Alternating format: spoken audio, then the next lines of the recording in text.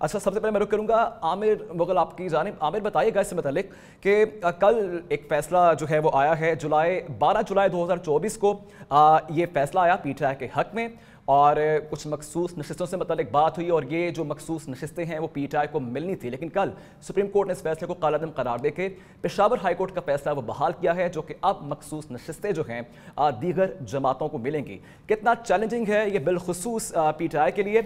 और अब आप ये बताएं कि ये जो हफ्ता अब शुरू हो चुका है, जो शुरू होने वाला है, ये बहुत अहम हफ्ता है बिलखुसूस पीटीआई के लिए, और क्या देख रखे हैं आप, कितना चैलेंजिंग है? क्योंकि केपीके असेंबली में जो है इस वक्त आपको बताऊं जोड़ तोड़ का सिलसिला शुरू हो गया है, दावतनामे जो है वो भेजे जाएंगे। कितना चैलेंजिंग लगता है? क्या हिकमत अमली इख्तियार की जाएगी पीटीआई की जानिब से? बिस्मिल्लाहिर्रहमानिर्रहीम। सबसे पहले तो आपका शुक्रिया। देखें, ये जो कल फैसला आया है सुप्रीम कोर्ट का, ये बेसिकली लंदन प्लान का ही हिस्सा है। इसी लंदन प्लान के तहत 9 अप्रैल 2022 को इमरान खान की हुकूमत ख़त्म की गई। इसी लंदन प्लान के तहत सुप्रीम कोर्ट के हुक्म के बावजूद पंजाब में और केपीके में असम्बलियों के इलेक्शन नहीं करवाए गए और उनको लेट किया गया गैर आईनी गैर कानूनी तौर पर। इसी लंदन प्लान के तहत इमरान खान पे झूठे मुकदमे करके उसे जेल में बंद किया गया। इसी लंदन प्लान के तहत इमरान खान की और उनकी मिसेज की किरदार कुशी की गई। इसी लंदन प्लान के तहत तहरीक इंसाफ को 8 फरवरी 2024 का इलेक्शन लड़ने से रोका गया, उसका बल्ले का निशान छीना गया, हमें कैंपेन नहीं चलाने दी गई, हमारे उम्मीदवार अगवा किए गए, हमारे प्रोपोजल स्कैंडल तक अगवा किए गए, हमें जुल्म सितम का निशाना बनाया गया। इसी लंदन प्लान के तहत 8 और 9 फरवरी की रात तहरीक इंसाफ का मैंडेट लूट के बजोर बंदूक एक जाली डमी और नाजायज हुकूमत पाकिस्तान पे मुसलत की गई। इसी लंदन प्लान के तहत मियां नवाज शरीफ उस वक्त मुल्क में वापस आए जब काजी फायज ईसा जो है वो चीफ जस्टिस बने। उस वक्त मुल्क में वापस नहीं आए जब उनका भाई वज़ीर आज़म बना।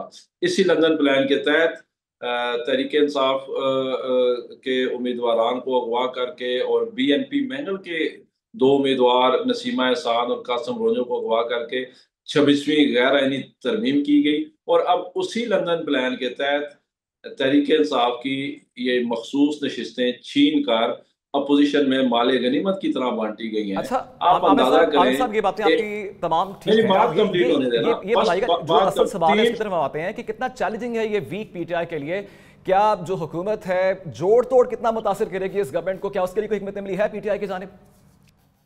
नहीं, देखें, जब ये सीटें नहीं थी हुकूमत के पास 26वीं तरमीम के लिए, तो तब भी उन्होंने कर ली उम्मीदवारान को अगवा करके। तो अब क्या हो जाएगा? अब 27वीं होगी, 28वीं होगी, 29वीं होगी, 30वीं होगी, 130वीं हो जाएगी। यही कर लेंगे ना ज़्यादा से ज़्यादा। आयन और कानून पाकिस्तान में पहले से मुअत्तल शुदा नहीं है, आप समझे, फौत हो चुका है। अगर आयन और कानून होता, छोड़ दे, चले सारी बातें छोड़ देते हैं। सिर्फ एक सवाल का जवाब मुझे कोई भी दे दे।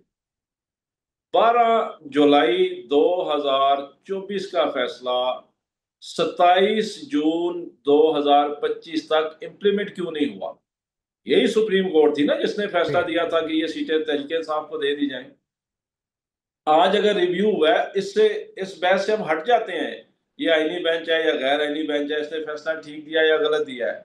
आज अगर इस बेंच के फैसले पे अमल दरामद होगा और आप देखेंगे अगले 2 दिन में हो जाएगा, तो वो ये भी वही सुप्रीम कोर्ट है ना। अक्सरीती बेंच ने फैसला दिया था, तो पूरा 1 साल तरीके इंसाफ को क्यों नहीं दी गई सीटें? तो ये साबित करता है कि पाकिस्तान में इस वक्त आईन और कानून कोई नहीं है, ये वफात पा चुके हैं।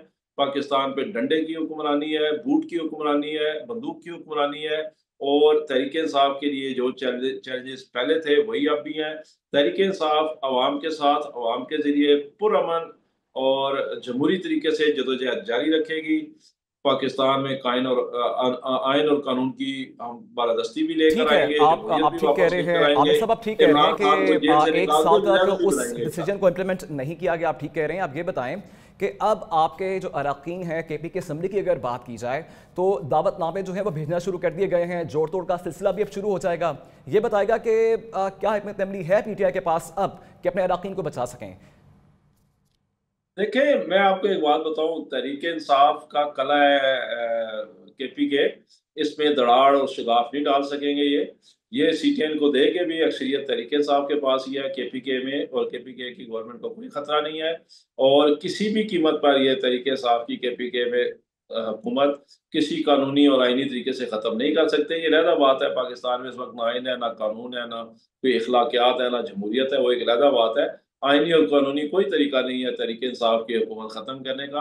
हाँ, ये अलहदा बात है कि हमारी सीटें जो है उनकी बंदरबांट से ये अपनी कुछ सीटें इधर भी हासिल कर लेंगे, KPK असम्बली में भी, कौमी असम्बली में भी, पंजाब असम्बली में भी और सेनेट में। जी ठीक है आमिर साहब, आपका पॉइंट भी आ गया है। मैं रुक करूँगा। उस्मा कारदा साहिबा हमारे साथ स्टूडियो में ही मौजूद हैं। उस्मा साहिबा बताइएगा, आज 26वीं आईनी तरमीम के लिए काफ़ी तगदो करनी पड़ी हमारे रहनुमाओं को, और अब तो आपके पास 2/3 अक्सरियत भी आ गई है इस फैसले के बाद, और अब यूँ लगता है कि जो फैसला एक साल में इंप्लीमेंट नहीं हुआ वो फैसला जो है वो फैसला भी, उस पर भी इंप्लीमेंटेशन बहुत जल्दी हो जाएगी। अब आप लोगों के पास जो तादाद है वो 233 है, और 224 की जो तादाद है वो 2/3 अक्सरियत प्रेजेंट करती है। अब आपके पास जो है ये एक क्लियर पाथ है, अब कोई भी कानून साजी आसान तरीके से होगी। जी बिस्मिल्लाहिर्रहमानिर्रहीम, बहुत शुक्रिया आपने मुझे इनवाइट किया। देखिए, हम वो पार्टी हैं जो कि रूल ऑफ लॉ में बिलीव करते हैं और हम अपनी अदालतों की इज़्ज़त करते हैं। हम वो पार्टी नहीं हैं जो हर वक्त मैना मानू की गर्दान जिनकी चलती रहती है, और जो बिगड़े हुए बच्चों की तरह जब अपने मनपसंद कोई फ़ैसला आता है तो बड़े खराज तहसीन और वाह वाह होती है, और जब अपने ख़िलाफ़ कोई फ़ैसला आता है तो उन पे तबर्रे भेजते हैं और वो गाली गलोच पे उतर आते हैं। तो इनका तो कोई इलाज नहीं है। पाकिस्तान जो है, जमहूरियत पाकिस्तान, वो एक आइन और एक कानून के मुताबिक चलता है। हमारी अदालतें हैं और हम अदालतों के जो फ़ैसले हैं उनके पाबंद हैं। पहले जो इनके हक़ में फ़ैसला आया था वो भी एक अदालत ने दिया था, आज वो रिव्यू में ये गए हैं, और जो उनके ख़िलाफ़ फ़ैसला है वो भी आइनी अदालत ने दिया है। तो अगर वो इतने इन्होंने जनाब ज़बरदस्त फ़ैनफेयर के साथ उनको ये फ़ैसला जो था वो पूरी दुनिया में अलम नशरा किया था, तो इसका भी कर दें। ये भी तो अदालत ने ही फ़ैसला दिया है, हमें तो, हमारा तो कोई इसमें ताल्लुक़ वास्ता नहीं था। हमने तो सिर्फ एक आइन और कानून के मुताबिक जो है हम उसके साथ चलेंगे। अल्हम्दुलिल्लाह अल्लाह ताला ने जो अब बढ़ा दी हैं हमारी सीटें, ये भी अदालत का फ़ैसला है। आपको पता है जब 12 जुलाई का फ़ैसला आया था तो बग़ैर चूँ चरां किए, बग़ैर एक लफ्ज़ मुँह से निकाले, हम जितनी भी हमारी वो MNAs और MPAs थे वो सारे उसी दिन अपने घर चली गई थी। ये बिल्कुल कोई ने भी ये पॉइंट उठाया है कि इम्प्लीमेंटेशन क्यों नहीं हो सकी, 1 साल लग गया, काफ़ी महीने लगे, इम्प्लीमेंटेशन नहीं हुई, और अब इम्प्लीमेंटेशन होगी क्योंकि ये फैसला आपके हक़ में है। जी, इसमें अगर इम्प्लीमेंटेशन, जो आमिर साहब भी फरमा रहे थे कि 1 साल लग गया 12 जुलाई के फैसले में, इम्प्लीमेंटेशन नहीं हुई। देखें, इम्प्लीमेंटेशन इसलिए नहीं होती है क्योंकि आप रिव्यू में अगर गए हैं, अगर आप एक ज़्यादा सुपीरियर अदालत के पास वो केस लेके जाते हैं तो फिर इम्प्लीमेंटेशन रुक जाती है। अब इसके बाद, इससे ज़्यादा सुप्रीम कोर्ट के बाद तो कोई ऊपर की अदालत नहीं है, इसलिए अब मामला जो है उसकी इम्प्लीमेंटेशन जो है वो की जाएगी। पहले तो नहीं हो सकती थी, तो इसलिए इनको चाहिए कि जो रिव्यू के बाद जो फैसला आता है उसको मनोआनियत तस्लीम करें, रोना पिटना ना डालें। वही वाला हिसाब है। आप देखें कि जिस हल्के से ये हारते हैं वहाँ पे ये धांधली का शोर मचाते हैं, जहाँ से ये जीत जाते हैं वहाँ फ्री एंड फेयर इलेक्शन होती है। तो ये तो इनकी पुरानी कहानी है। अब क्या इसका इलाज हो सकता है? ये अब आप छोड़ दें इस बात को, अब आप आगे की तरफ देखें कि पाकिस्तान ने आगे भी बढ़ना है। ये देखें ना, मैं आपको छोटी सी मिसाल देती हूँ। ये रोना रोते रहते हैं हर वक्त 45-47 का, यही है ना इनका। अच्छा, अब आप देखें उज़रदारियाँ जो हैं इलेक्शन कमीशन में टोटल 37 है। 37 में से भी 12 जो हैं वो नून लीग ने डाली हुई हैं। अब ये इन्होंने सिर्फ 25 उज़रदारियों के ऊपर इन्होंने 295 जो मेंबरान हैं असेंबली के, उनको जनाब यरगमाल बनाया हुआ है। तो इनका क्या सर पैर है? ये नहीं चाहते कि पाकिस्तान चले, ये नहीं चाहते कि जमहूरियत फले फूले। इन्होंने सिर्फ अपना रोना पिटना, मगरमच्छ के आंसू बहाना, अपनी मर्जी की चीज हो जाए तो वाह वाह, दूसरे के हक में कुछ हो जाए तो फिर वो जमीन पे लेट जाते हैं, रोना पिटना शुरू हो जाता है। Are you agree on that? नहीं, मेरी मोहतरम बहन ने तो खैर सारी बातें फैक्चुअली गलत की हैं। इन्होंने कहा जी कि जब रिव्यू होता है तो वो रिव्यू दायर हो जाए तो फैसला रुक जाता है। पता नहीं कौन सा आइन और कानून इन्होंने पढ़ा है। ये किसने कहा है जी कि जब रिव्यू फाइल हो जाए तो उस फैसले पे इम्प्लीमेंटेशन रुक जाती है? ये कोई आप कानून और आइन की नई तशरीह कर रही हैं।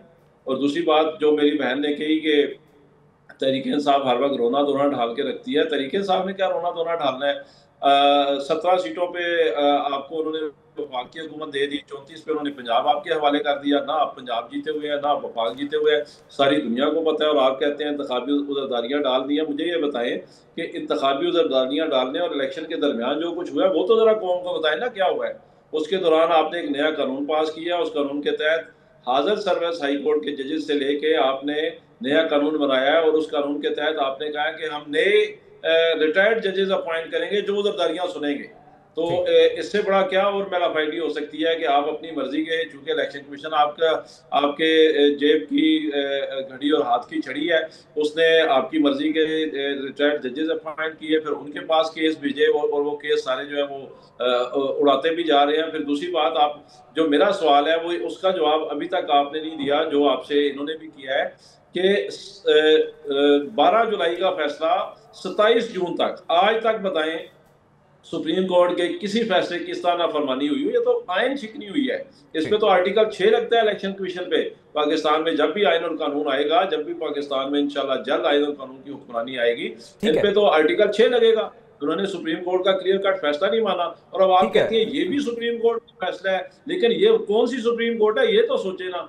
पहले 9 फरवरी की रात को तहरीक इंसाफ का मैंडेट टूटा, फिर मैंडेट टूटने के बाद उससे एक जाली असेंबली बनाई, फिर उस जाली असेंबली में भी आपके पास जब 2/3 अक्सरियत पूरी नहीं हुई, फिर आपने अगवा किए कारकुन तहरीक इंसाफ के मेंबरान कौमी असेंबली और आमिर साहब आपका पॉइंट आ गया है। फेयर इनफ आपका पॉइंट आ गया है। ये बताइएगा इसके ऊपर जरा उनको अगवा करके आपने 26वीं तरमीम की। उस 26वीं तरमीम के तहत आपने एक नाजायज जुडिशल कमीशन बनाया जिसमें हुकूमती अरकान की अक्सरियत थी।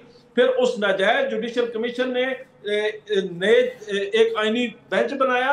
उस आईनी बेंच में फिर आपने अपनी मर्जी के जज भर्ती किए। फिर उस आईनी बेंच के जरिए आपने ये जी ठीक है। आमिर साहब, अब पीटीआई के पास लीगल ऑप्शंस क्या हैं? अब नेक्स्ट हिकमत अमली क्या है? लीगल ऑप्शन कोई सियासी स्पेस नहीं है, अंदरूनी मामलात आपके सामने हैं। अदलिया पार्लियामान कब की फतह हो चुकी है। तहरीक इंसाफ के पास एक ही ऑप्शन बचता है, रोडों पे निकलें, आए अवाम अपना हक ले, महंगाई की जिम्मेदार इस नाजायज हुकूमत से और तहरीक इंसाफ का मैंडेट लूटने वाली इस नाजायज हुकूमत से अपना हक ले। सिर्फ तहरीक इंसाफ के पास एक ही रास्ता बचता है। और मैं बाहर अपनी पार्टी से भी कह चुका हूँ, मैं पंजाब के और पाकिस्तान के नौजवानों से कहता हूँ, आप पुरअमन गैर मुसल्लह सियासी गोरीला जदोजहद शुरू करें। और उसका सिंपल सा तरीका है, अपने घरों से निकलें, रोडों को, चौकों चौराहों को बंद करें, अपनी शनाख्त को छुपाएं, इस हुकूमत को जाम कर दें। आमिर साहब का पॉइंट आ गया है। उस्मा साहिबा बताइएगा कि आमिर साहब ने भी कह दिया कि वो ठीक है, आमिर साहब का पॉइंट आ गया है। ठीक है, दैट्स अनाउंसमेंट 2। ये उस्मा साहिबा बताइएगा कि अनाउंसमेंट भी है ये कि अब तहरीक इंसाफ जो है दोबारा सड़कों पर निकलेगी, पुरअमन तरीके से वो एहतजाज करेंगे। क्या करेंगे आप लोग? वेलकम करेंगे? देखें, इन्होंने आइन शिकनी की बात की। आइन शिकनी तो तब हुई थी जब कासिम सूरी जो डिप्टी स्पीकर थे, उन्होंने एक साइफर हिला के और पूरी जो कौमी असेंबली है उसको तहलील कर दिया था और फिर सुप्रीम कोर्ट को उसको बहाल करना पड़ा था। आइन शिकनी तो तब की थी जब इन्होंने पंजाब की और केपी की दोनों ज़बरदस्ती तहलील कर दी थी हुकूमतें। अपनी हुकूमतें थी वही तहलील कर दी बानी साहब के कहने पे। वो गैर आईनी था, वो तो कर ही नहीं सकते थे। साहिबा ये बहुत लंबी डिबेट हो जाएगी। आप ये बताएं कि इनको अब ये अगर अच्छा, अब देखें ना, बात सारी ये है कि पास क्या सॉल्यूशन है? बात सारी ये है कि हमें तो कोई फर्क पड़ता नहीं, ठीक है, क्योंकि शहबाज शरीफ साहब भी, मरियम नवाज साहिबा भी और हमारे सिपा सालार, हमारे फील्ड मार्शल, इतनी बड़ी हमने जंग का मार्का जीता है। पूरी दुनिया में वाह वाह हो रही है, पूरी दुनिया में पाकिस्तान जो है उसकी मिसालें दी जा रही हैं। जिस तरीके से पूरी कौम ने और हमारे हुकूमत ने, हमारे इदारों ने मिल के एक इतनी ज़बरदस्त फतेह हासिल की। अब हम इकॉनमी को उसी तरीके से हम आगे ले जाने के लिए पूरी हमारी तवज्जो वहाँ पे है। अब इन लोगों का तो कोई इलाज इसलिए नहीं है, हमदर्दी अलबत्ता इनसे की जा सकती है क्योंकि लोग तो इनके लिए निकलते नहीं हैं। अब इनकी देखे ना कोई तंजीम है, एक दूसरे की ये टांगे खींच रहे हैं, उधर सारे टिकट इन्होंने दे दिए वकीलों को, इनकी बहन कुछ और कह रही है जी, बानी साहब को तो माइनस कर दिया गया है, गंडापुर कुछ और फरमा रहे हैं। उस्मा साहिबा इधर से ही कंटिन्यू करेंगे। तो मकसद है कि अच्छा जो इनका चेयरमैन है उसकी बात कोई सुनता नहीं है, तो हर कोई खींचातानी में लगा हुआ है। लोगों को तो समझ आ गई है कि उनके बच्चों का मुस्तकबिल इन्होंने तबाह कर दिया। जो 9 मई को आपने देखा, जो उसके बाद इंतशार फैला, जो इन्होंने चढ़ाइयां की वफाक पे, यानी अब सवात का कल वाकया देख लें कि क्या हुआ। यानी कि इतना नहीं इनसे हो सका कि वो पूरी हमारे सूबे से वहां लोग सियाहत के लिए गए हुए और अपनी जानों से हाथ धो बैठे, कई घंटे वहां कोई मदद के लिए नहीं आया, और फिर डंपर्स में, ट्रैश कैंस में उनकी बेतौकीरी करके तो उनकी हमें वापस डेड बॉडीज भेजी। और कहाँ था सीएम केपी? वो जनाब अडियाला के बाहर बैठे, सर्कस लगा के, तमाशा लगा के बैठा हुआ था। तो ये तो इनकी गवर्नेंस का हाल है। अब हमारी जो लीडरशिप है वो तमाम तर उनकी जो तवज्जो और एनर्जी है वो लोगों की बेहतरी के लिए है, उनकी जिंदगियों को किस तरह से उन्होंने सेहत की सहूलत देनी है, आपका पॉइंट आ गया है। डिबेट को हम इधर से ही कंटिन्यू एजुकेशन देनी है। पंजाब असेंबली हंगामा राई में पीटीआई के 26 अरकान मुअत्तल हुए, रेफरेंस का भी ऐलान किया गया है। इससे मतलब हम डिबेट करेंगे, बात करेंगे, लेकिन इस